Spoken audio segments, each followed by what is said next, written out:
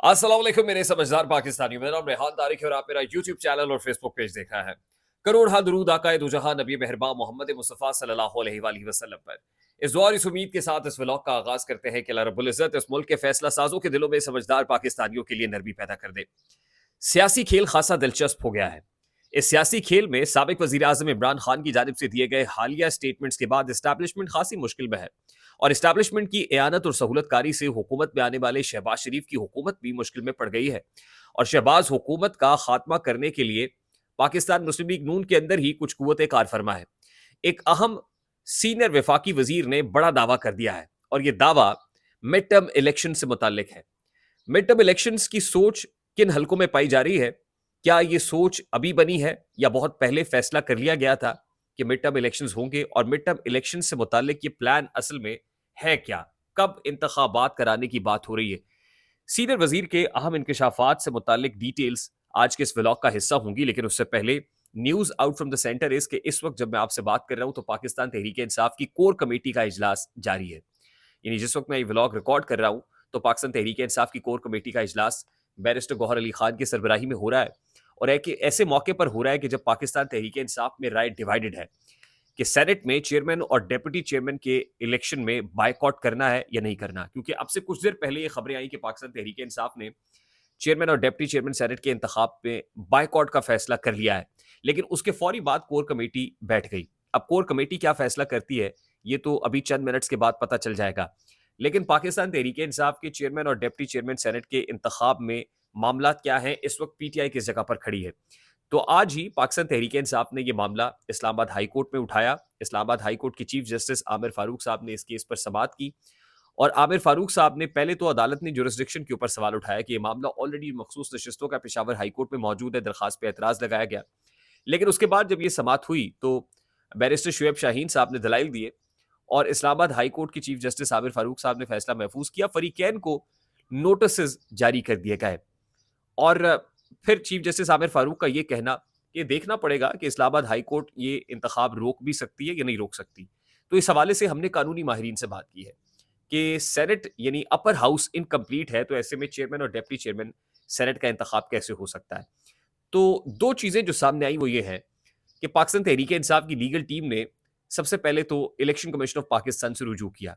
हामिद खान साहब जैसे senior lawyer ने इलेक्शन कमीशन ऑफ पाकिस्तान से रुजू किया। इलेक्शन कमीशन की जुरिस्डिक्शन नहीं है। सेनेट में चेयरमैन या डिप्टी चेयरमैन सेनेट का इंतखाब हो या नेशनल असम्बली के अंदर वो स्पीकर या फिर कायदे ईवान का इंतखाब हो, ये इलेक्शन कमीशन ऑफ पाकिस्तान की जुरिस्डिक्शन से बाहर होता है। पर्टिकुलरली इस केस में सेनेट सेक्रेटेरिएट अहम है, यानी सेक्रेटरी सेनेट जो है उसको कोई एतराज जमा कराया जा सकता है, वहां पर यह मामला टेकअप किया जा सकता है। लेकिन इलेक्शन कमीशन ऑफ पाकिस्तान का डायरेक्टली दायराकार है नहीं। बिल्कुल उसी तरह जैसे स्पीकर का चुनाव हो गया, डेप्यूटी स्पीकर का चुनाव हो गया, कायदे ईवान का चुनाव हो गया, सेनेट के अंदर अब सवाल यह है, दूसरा सवाल जो इंपॉर्टेंट है वो ये है कि इनकम्प्लीट हाउस में ये इंतखाब होगा कैसे। तो इस हवाले से जो लीगल एक्सपर्ट्स हैं वो आइन के आर्टिकल 60 का हवाला देते हैं कि कॉन्स्टिट्यूशन में आर्टिकल 60 के मुताबिक ये जो पहली मीटिंग कन्वीन होने जा रही है सेनेट की, उसमें चेयरमैन और डेप्टी चेयरमैन सेनेट का इंतखाब हो जाएगा अगर अगर चेयरमैन और डेप्टी चेयरमैन को यानी 50% से ज्यादा। देखिए सेनेट के अंदर टोटल नशस्तें 85 हैं, लेकिन टोटल इस वक्त नंबर पूरा नहीं है क्योंकि आपको पता है कि केपी के अंदर सेनेट इलेक्शन नहीं हो पाया जिसकी वजह से नंबर इनकम्प्लीट है।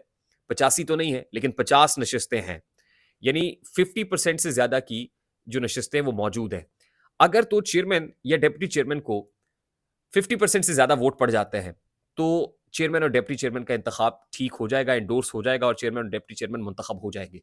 लेकिन अगर 50%, मैं 50% कह रहा हूं 85 का, यानी 85%, 85 का जो 50% है वो आप समझ लीजिए कि वो कोई 42-43 वोट बनते हैं और 43 वोट अगर मिल जाते हैं चेयरमैन को या डेप्टी चेयरमैन को तो फिर मुंतखब हो जाएंगे और 50 की इस वक्त कॉम्पोजिशन है।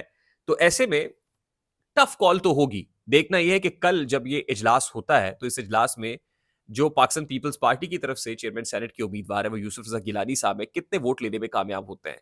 ऐसे में पाकिस्तान तहरीक इंसाफ का फौरी तौर पर बायकॉट करना समझ से बालातर है, यानी बायकॉट तो नहीं करना चाहिए पीटीआई को। और आई होप कि यही बेटर सेंस प्रिवेल करेगी और पीटीआई की जो कोर कमेटी का इजलास जारी है उसमें इन्हें जरूर सेनेट में आना चाहिए, सेनेट के फोरम पे अपना एहतजाज रिकॉर्ड कराना चाहिए और फिर जो सेनेटर्स पीटीआई के हैं उनको भी कोशिश करनी चाहिए। ज़ाहिर है वो वोट कास्ट नहीं करेंगे तो जितना नंबर गेम कम होगी, 50% से ज़्यादा वोट अगर कम पड़ जाते हैं, तो ज़ाहिर है एक बहुत बड़ा चैलेंज खड़ा हो जाएगा हुकूमत के लिए कि वो अपना चेयरमैन और डिप्टी चेयरमैन सेनेट कल मुंतखब करा सके। तो बाय एनी मीन्स सबसे पहले तो मैं ये समझता हूँ कि पीटीआई को किसी भी सूरत इस इलेक्शन का बायकॉट नहीं करना चाहिए।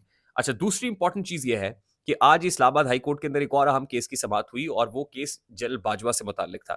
जनरल बाजवा और जनरल फैज़ की रिटायरमेंट के बाद इवेंट्स को तोड़-मरोड़ के बयान करने, अपने जो जो सीक्रेट एक्ट का कानून है, उसकी खिलाफ वर्ज़ी करने पर एक शहरी आतिफ की तरफ से इस्लामाबाद हाई कोर्ट में, पिंडी के शहरी हैं आतिफ, और उन्होंने इस्लामाबाद हाई कोर्ट में इन दोनों के खिलाफ इंदराज मुकदमा की दरखास्त की थी।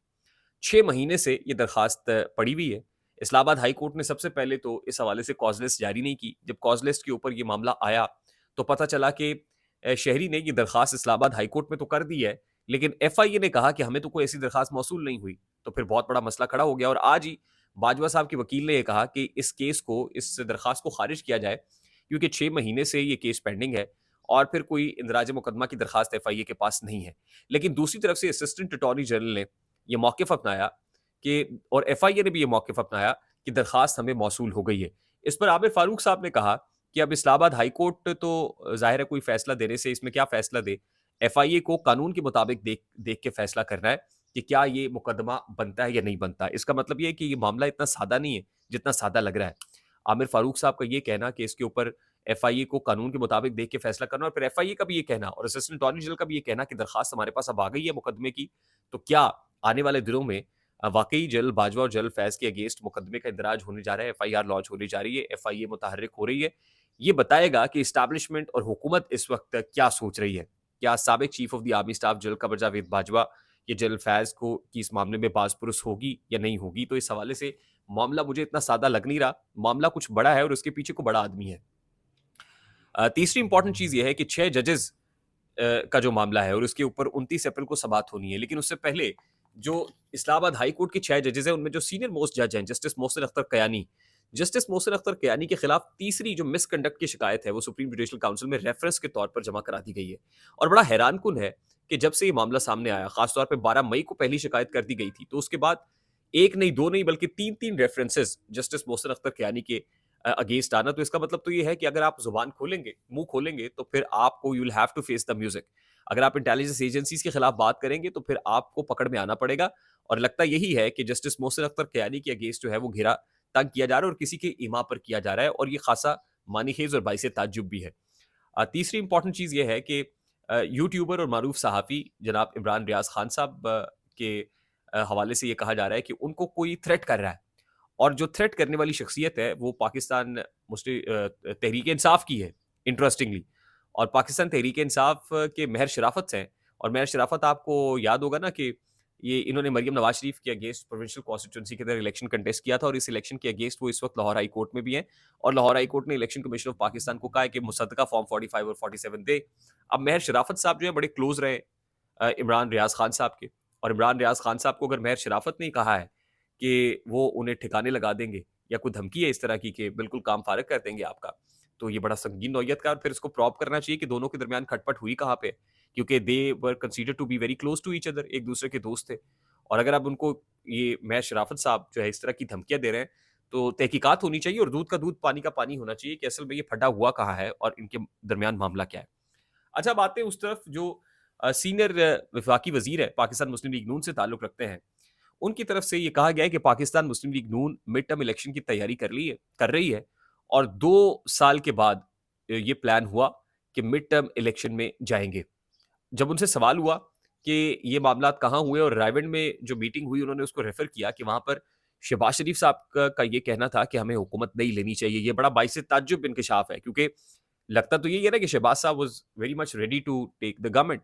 लेकिन शहबाज साहब ने कहा जी हुकूमत नहीं लेनी चाहिए। लेकिन नवाज शरीफ साहब ने कहा कि जो है मामला जिस तरह है उस पे हमें सरे तस्लीम खम करना है और हुकूमत लेनी है। हुकूमत बन गई। अब नवाज शरीफ साहब भी खासे खामोश हैं। लेकिन नवाज शरीफ साहब के जो राइट लेफ्ट लोग हैं, उनके जो चाहने वाले हैं, खास तौर पे विद इन द पार्टी, वो कुछ एंटी एस्टैब्लिशमेंट नैरेटिव की तैयारी कर रहे हैं। वो सेनेटर अफनानुल्लाह खान हो, राना सनाउल्लाह खान हो, या फिर जावेद लतीफ़ हो। इसमें आप समझ लीजिए कि अपनी ही हुकूमत के अगेंस्ट तबले जंग बजाने की तैयारी हो रही है। ये होमवर्क हो रहा है, प्रिपरेशन हो रही है। और यही वजह है कि नवाज शरीफ साहब अभी बाहर नहीं गए। हमारी इत्तलात के मुताबिक उनको जाना था। अब ये जानना भी इंटरेस्टिंग होगा कि क्या एस्टैब्लिशमेंट उनको रोके हुए और उनका नाम बावजूद इसके कि नो फ्लाई लिस्ट पर या ईसीएल में नहीं है, उनको जाने से रोका इसलिए जा रहा है कि ये बाहर जाएँगे तो कोई तबले जंग बजाएँगे या कुछ बात करने लगेंगे। और नवाज शरीफ साहब ने भी अपने लोगों को तैयार करना शुरू कर दिया है। देखिए, मैं इसलिए कह रहा हूँ कि अगर नवाज शरीफ साहब ने सियासत से रिटायरमेंट ले ली थी, तो फिर उनको मानसेरा का जो रिजल्ट आया उस पर और फिर एन 130 के अंदर जो अब हाथ मौजूद है उसके बाद कहना चाहिए था ग्रेसफुली कि ठीक है जी, जो नताइज आते हैं मैं उसको तस्लीम करता हूँ और मैं सियासत से किनारा कशी इख्तियार कर रहा हूँ। लेकिन नवाज शरीफ साहब पीछे हटने को तैयार नहीं है। अभी उन्होंने सियासत को गुड बाय कहा नहीं है। यानी वो प्रैक्टिकली सियासत का इरादा रखते हैं और अब उनके पास ज्यादा वक्त नहीं है। तो वज़ीर साहब जो है, उनका ये इंकशाफ कि 2 साल के बाद पाकिस्तान मुस्लिम लीग नून समझती है कि मिड टर्म इलेक्शन में जाएँगे और मिड टर्म इलेक्शन की तैयारियाँ हो रही है। ये यकीनन ये खतरे की घंटी है और ये खतरे की घंटी यकीनन शहबाज हुकूमत के लिए भी है और फिर अगर ऐसा होता है, तो फिर ये उस बयानिए को या उस स्टांस को तक़वियत ज़रूर दे रहा है कि कोई फ़ॉर्मूला 4 पर बात हुई थी और फ़ॉर्मूला 4 के मुताबिक 2 साल तक जो भी होगा सेटअप होगा और उसके बाद दोबारा इलेक्शंस कराए जाएँगे। अब देखना ये है कि ये जो मुलाकातें हो रही हैं, इन्वेस्टमेंट्स और आईएमएफ के साथ मामलात, तो क्या मुल्क की मईशत इसकी मुतहम्मिल होगी या नहीं होगी? लेकिन आने वाले दिनों में आपको ये दिखाई देगा और मैंने आपको पहले भी बता दिया था कि इमरान खान और नवाज़ शरीफ आपको सेम पेज पर दिखाई देंगे। आई होप मेरी बात आप तक पहुँची होगी। अगर पहुँच जाए तो वीडियो को लाइक और शेयर करना मत भूलिएगा। चैनल पे नए हैं, तो चैनल को सब्सक्राइब कर दीजिएगा, बेल आइकन ज़रूर दबाइएगा। मुझे रेहान तारिक को इजाज़त दीजिए। अपना बहुत सारा ख्याल रखिएगा। अस्सलाम वालेकुम।